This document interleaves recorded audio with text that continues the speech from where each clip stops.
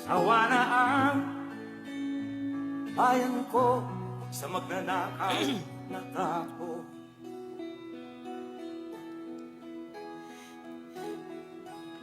Madilim na kahapon, ikaw ang mag-aahon. Please be seated.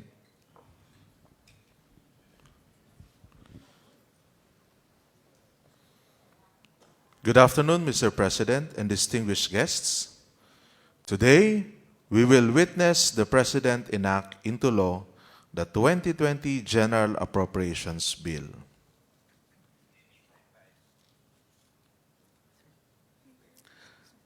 May we request the President to sign Republic Act 11465.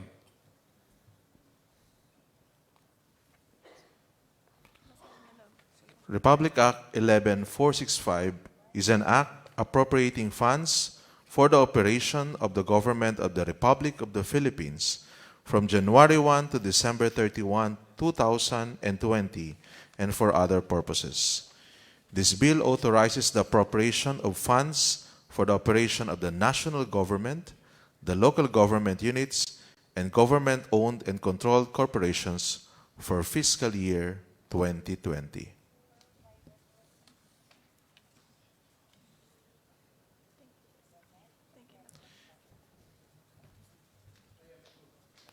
Thank you, Mr. President.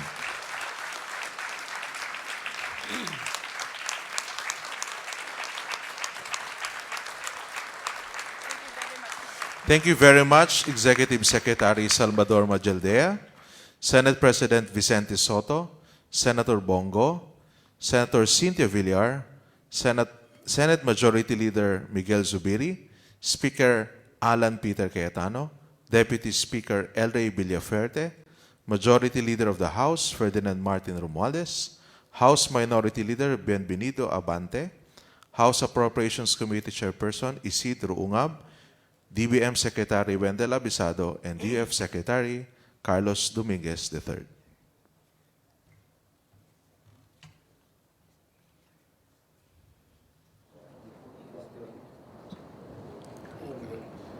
May we now call on Executive Secretary Salvador Majaldea to introduce the President.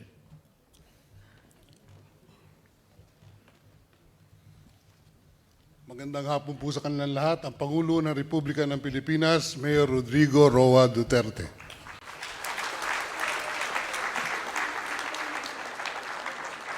Kindly sit down. Maraming salamat po sa inyong lahat. I have here a prepared speech. I may or I may not read it for there's a more overriding matter that has to be taken up today. May I just introduce the friends of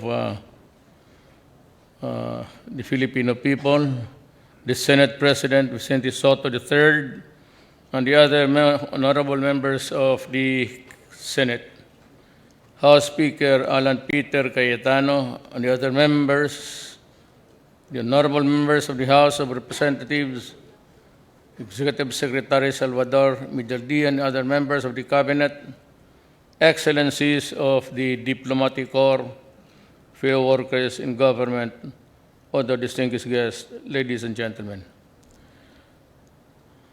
Basahin ko na lang muna siguro. Nakakahiya naman sa gumawa nito. Pawis rin ito. I am pleased to join you today as we welcome the new year with hope, much hope for the future of our nation. The passage of the 2020 General Appropriations Act is proof that the invaluable help of both houses in Congress, this government can effectively work together in enactment of key legislative measures that will support our development agenda in the next 2.5 years. Representing almost 20% of our projected GDP for 2020, this year's 4.1 trillion budget will support our vision for a more peaceful and progressive Philippines. An upper income middle, peaceful and progressive Philippines, an upper bracket of earners who can make a difference has already cut poverty rate by just 14% and achieve a 7.5% GDP growth for 2022.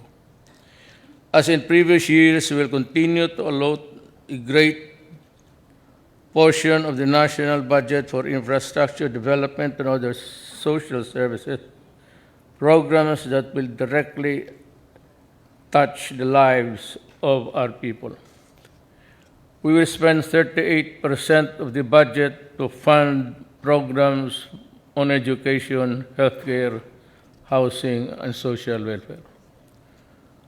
To further boost our thriving economy, we will likewise invest 29% of the budget infrastructure, tourism, trade, job generation, and agriculture. We will also allocate 11% of the budget for debt servicing with the ultimate goal of bringing down government debt to just 39% of the GDP by 2022. Let me take this opportunity to thank Congress for supporting this administration's sound fiscal policies, to the continued adoption of the cost budgeting system, and the full implementation of the comprehensive tax reform program. I likewise recognize the invaluable contribution of the men and women of the Department of Budget and Management under the leadership of Secretary Abisado for his efforts in crafting this year's budget.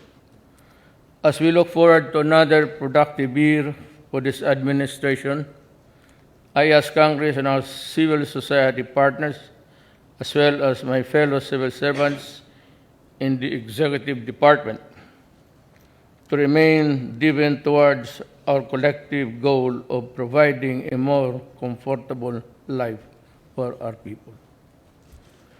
Together, let us ensure that every peso in the budget will never be used to support the selfish greed of the few, but spent exclusively for the benefit and the service of the Filipino taxpayers. Maraming salamat po.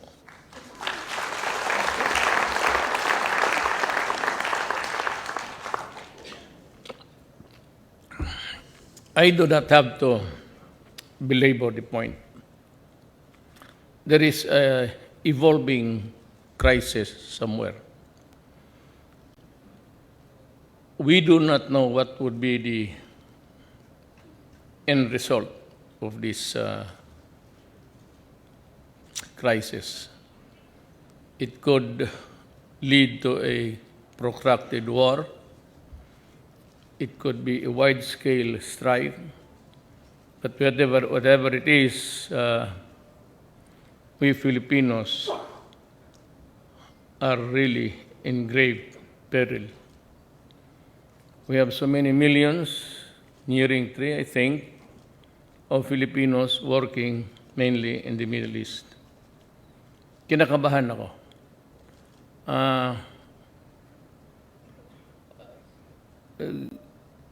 Iran seems to be bent on a retaliation, which I think will come.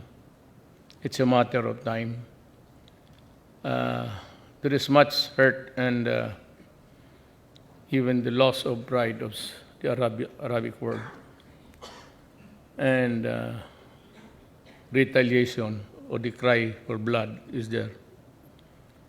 Wala akong I do not have anything worry, were it not for the fact there are a lot of Filipinos there. And it would take us a huge gargantuan effort just in case total war breaks out of how to bring them back safely. I called for the major commanders yesterday, Sunday. Yesterday afternoon, I told them of the gravity of the situation and told them that they have to start even the deployment itself. You just cannot, there's no such thing as a minimalist view here. It's fraught with danger. And I'm afraid of the so many lives of our countrymen in jeopardy in that place. So here you are. I was tinkering with the idea of calling a special session Congress. Sonny Dominguez says we have unlimited funds. For that, no. He says we had the money. If it spells the difference between the life and death of Filipinos, Sonny Dominguez says we have the money. We will buy, borrow, steal. Nakawa natin yung Central Bank mismo natin. Well, if we have to do it, we will do it. But since you are all here, my dear colleagues in government, I was once a congressman. We never had this kind of problem. Or it was all politics and who was going to be the next what. Yun lang ang worry namin. But ngayon, I suggest that Congress, even for about, no lang, bahala kang 1 or 2 days, discuss the problems, the ramifications. But I don't know where you want to put the money. Ako, ayaw ko. But if there's a thing that would need on standby, that that the government can get immediately, source it from where, so that we can use the money immediately. This has to cut across accounting rules and all of that. I said, ako, ayaw ko. We might want to place it in the hands of a committee. Kasi ayaw ko yung magkwenta-kwenta ako pagkatapos with that huge amount. I do not want to be bothered with that kind of... we need billions there. Standby lang. And calculate what would be the calibrated withdrawals. First, in places where it is really very dangerous. As for example, well, lahat, if Iran poised to strike, it will not strike Iraq. Because as it is, Iraq is already in a sorry state. Maybe Iran rather would go for a more bloody nose. And there's only one there. It could be Saudi Arabia. Striking Iraq would not make anything out of it. Ang problema is there are two countries that are really, which is the apple of the pie, the Iranians. It's the Israel and Saudi Arabia. Kung yan ang mangyari, then we have trouble because most of our OFWR station, majority of them are in Saudi Arabia. So I am not as bright as the others. Those with strategic minds might want to do it for us. Let's start with a standby fund. I said, everybody, it's not only you, it's very allergic to how the money is spent. I do not want to hold it. We might want to get some of the men with integrity and probity, and they can be the disbursing body there. But as long as there is money, what I'm interested in, there is money. Who spends it? Congress can put the safeguards, the roadblocks there to avoid corruption. Alam mo, pag ito malaking pera at saka mabilisan ang pasa, there's bound to be some, I hate to say this, but that's always the case. And that is why today, projects are not implemented. You know why?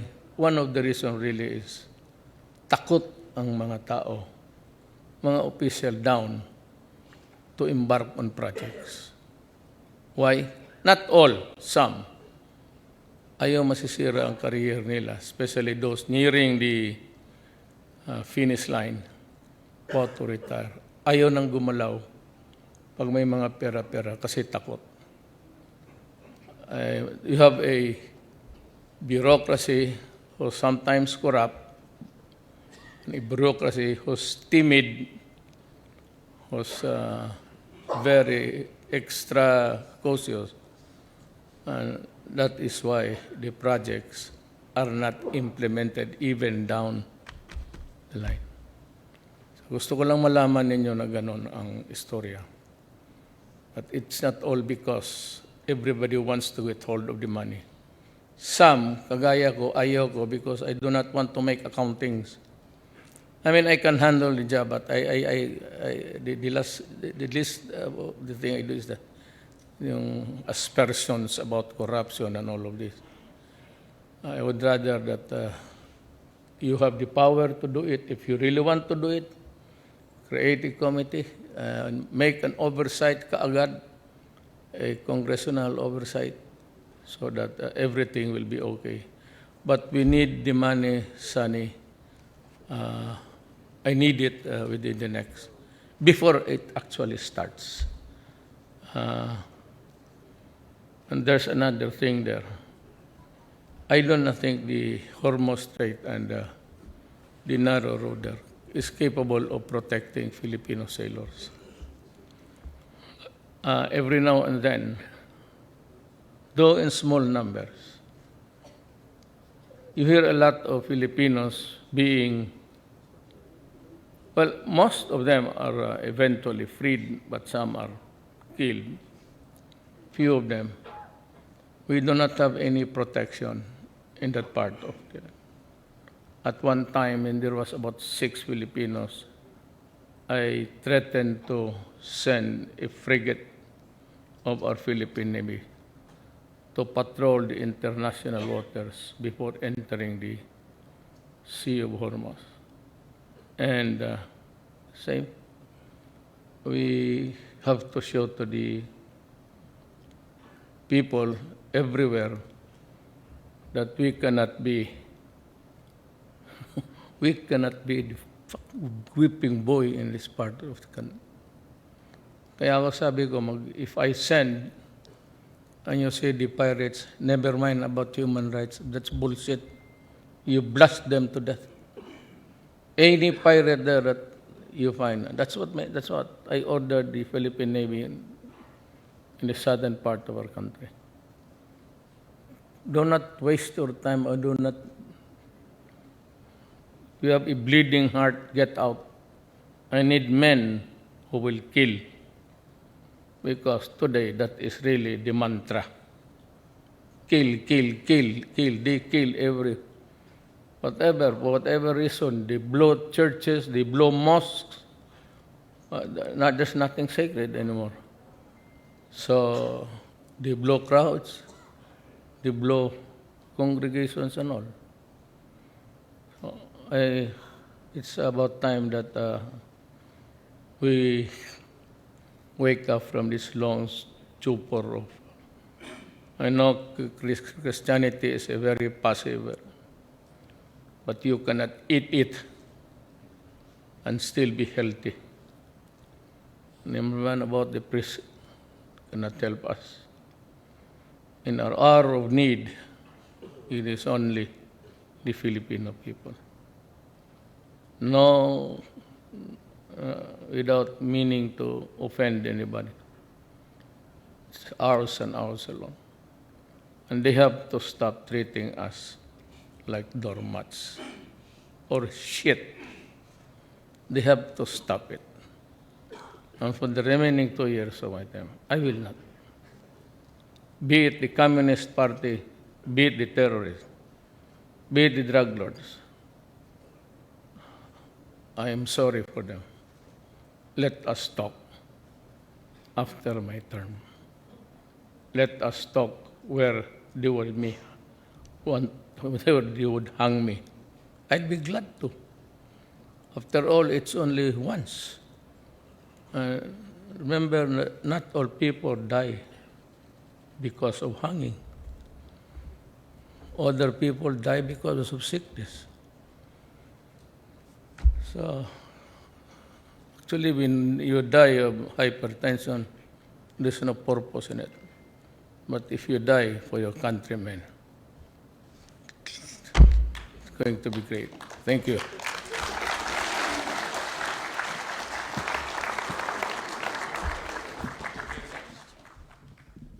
Thank you very much, Mr. President.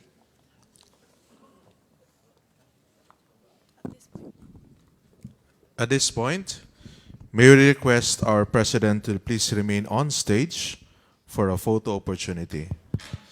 May we call on the first batch? We call the senators.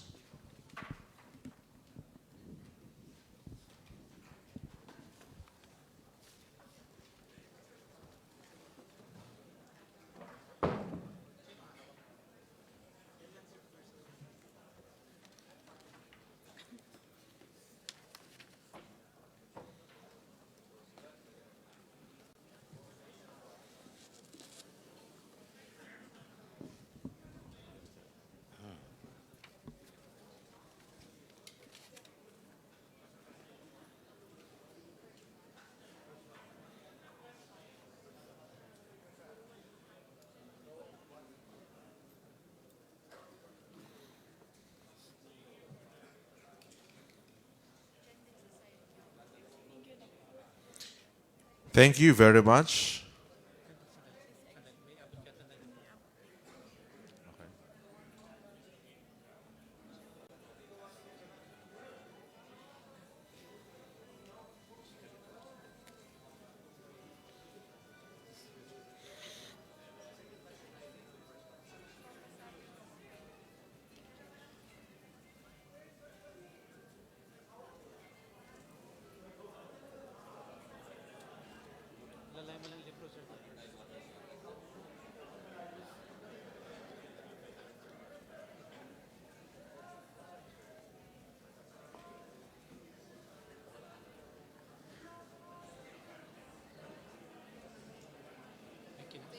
Thank you very much. Please exit to your right. Next batch will be the members of the House of Representatives.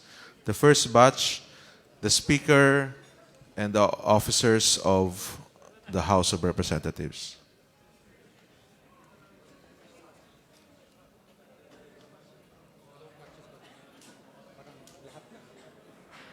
Next batch.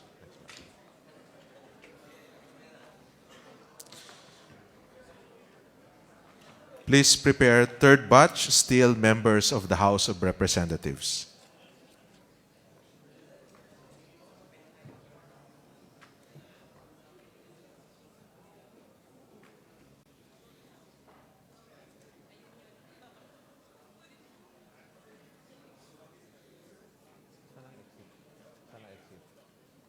Right, left, right.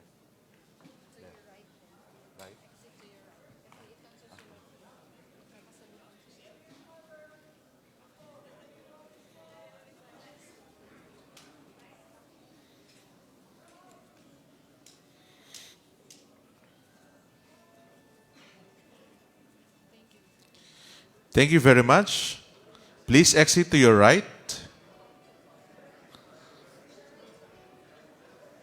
Batch 3, still the members of the House of Representatives.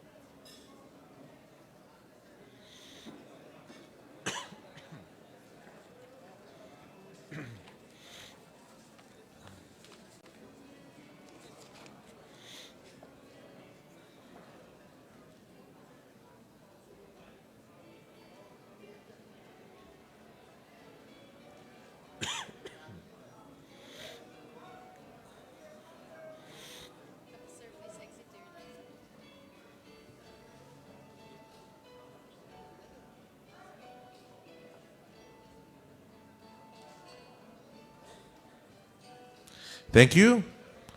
Please exit to your left. Diyan galing ang DBM eh.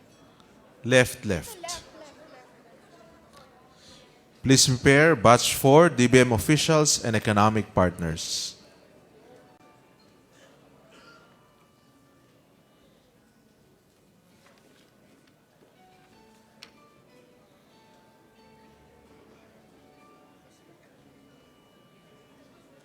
Pag-house talaga, gulo talaga.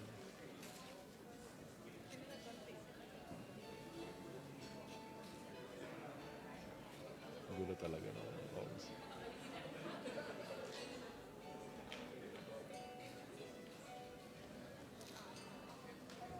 Batch 4, DBM officials and economic partners.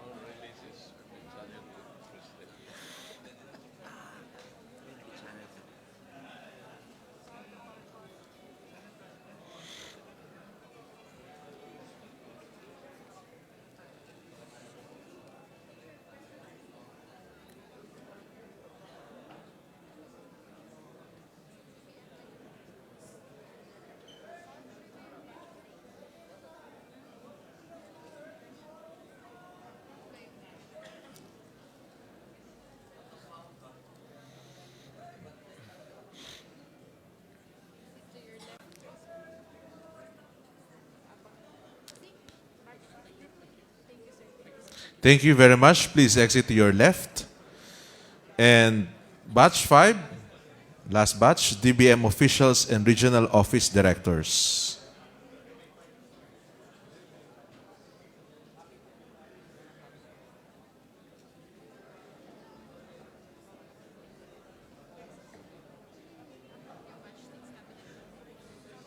Wala. 5 lang. Sir, may nakaiwan po na botones. Hindi ko alam baka may magagawa. Ay, ako. Thank you.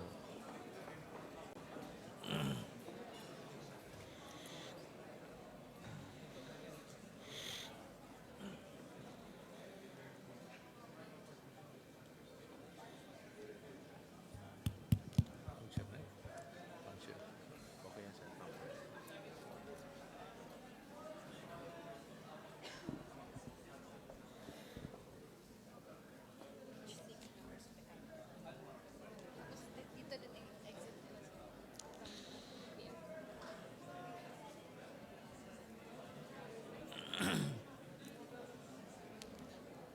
Thank you very much. Please exit to your left. Batch 6, the final batch, members of the cabinet. Members of the cabinet.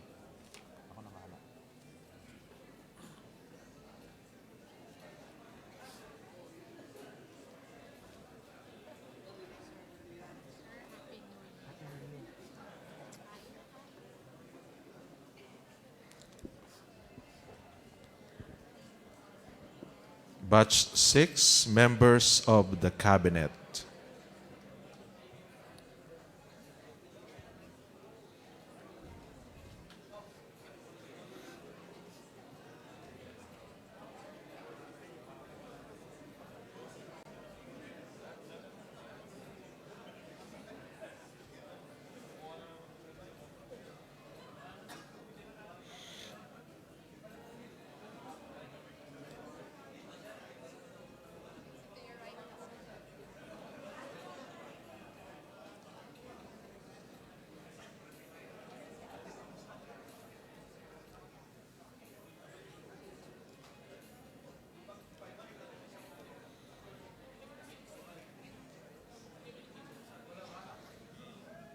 Sana exit.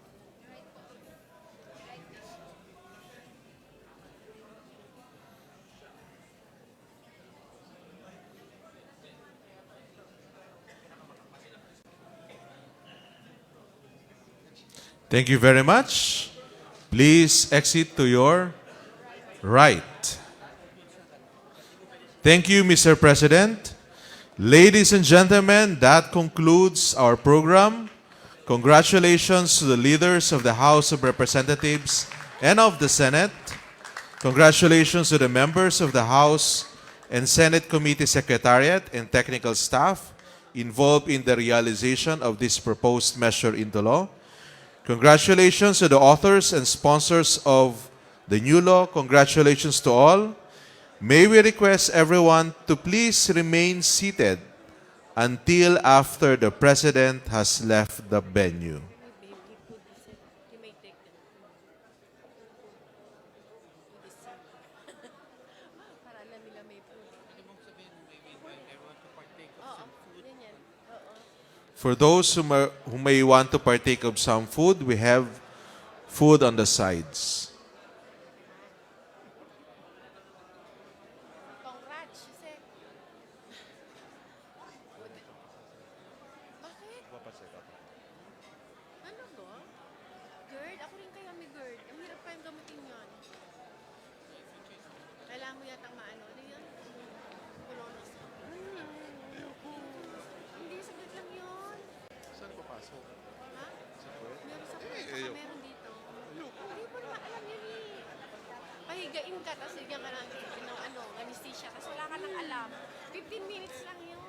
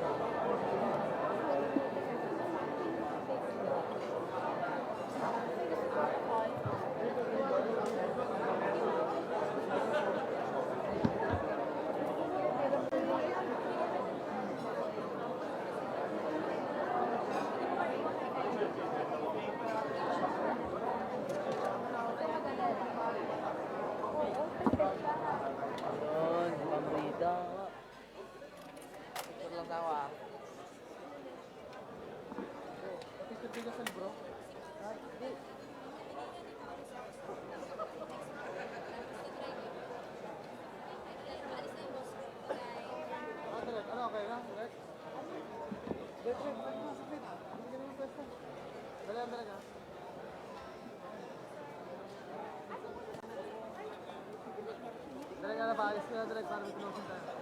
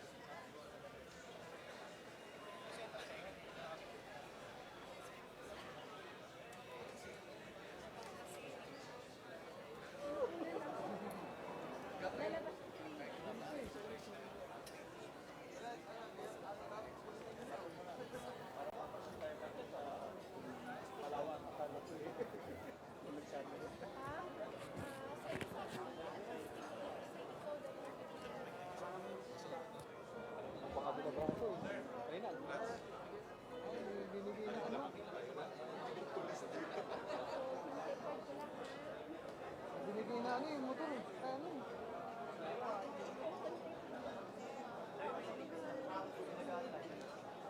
Direct ang libra. Okay na? Ma'am, okay daw po.